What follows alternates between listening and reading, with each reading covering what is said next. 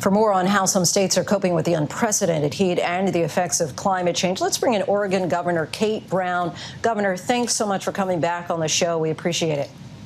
Thank you so much for having me. Your state is certainly dealing with another triple-digit heat wave. You declared a state of emergency earlier this week. Of course, in June, Portland set a record with a 116-degree day, Salem 117.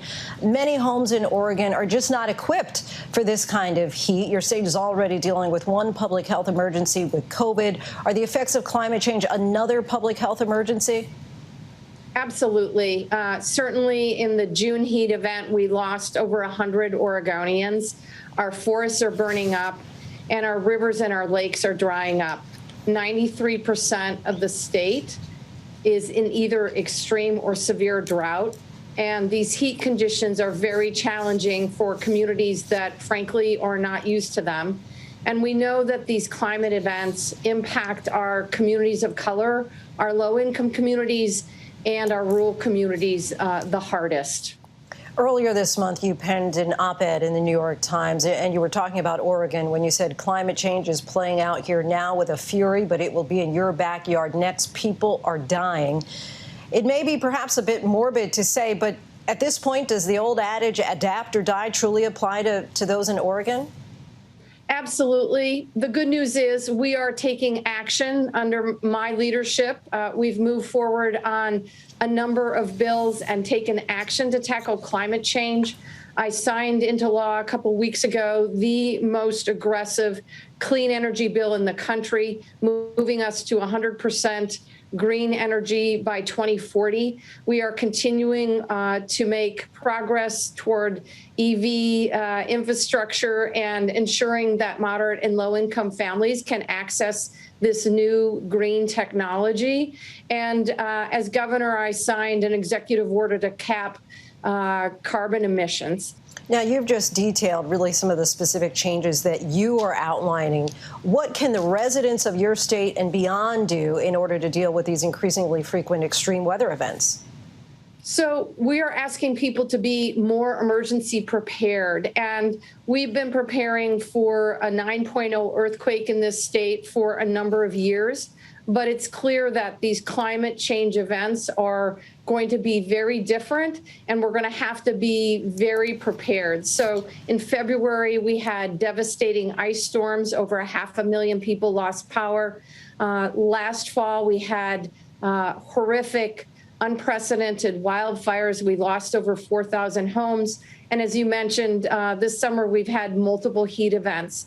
So we're asking folks to be 2-week ready. That means having non-perishable food items, enough for a family for 2 weeks, and also have water available. And then, of course, asking all Oregonians to sign up to oralert.gov.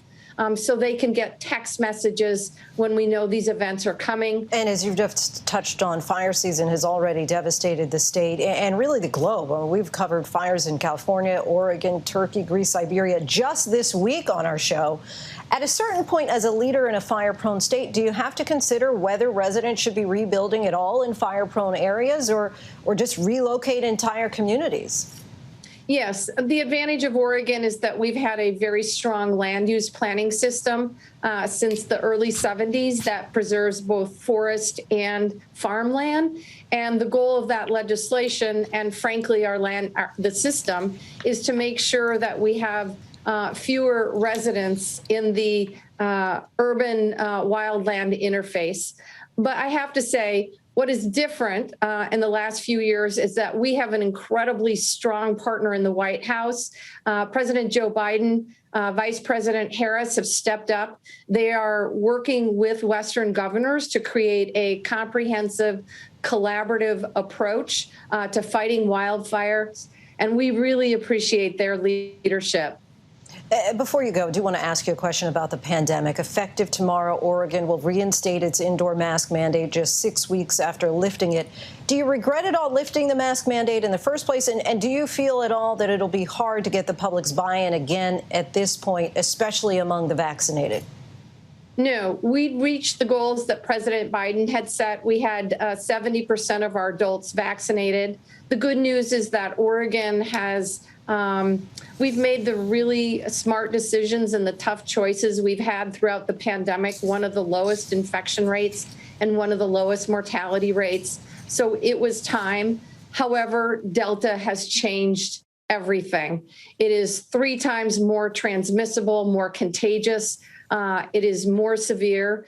And we are certainly seeing our hospitals and health systems being maxed out in terms of capacity. So the timing was right to take action. And that's what it's taken during the pandemic, quick and decisive action. And that's what I'm taking. Oregon Governor Kate Brown, thank you so much. Appreciate you talking with us tonight. Thank you. Be safe out there. Hi, everyone. George Stephanopoulos here. Thanks for checking out the ABC News YouTube channel. If you'd like to get more videos, show highlights, and watch live event coverage, click on the right over here to subscribe to our channel. And don't forget to download the ABC News app for breaking news alerts. Thanks for watching.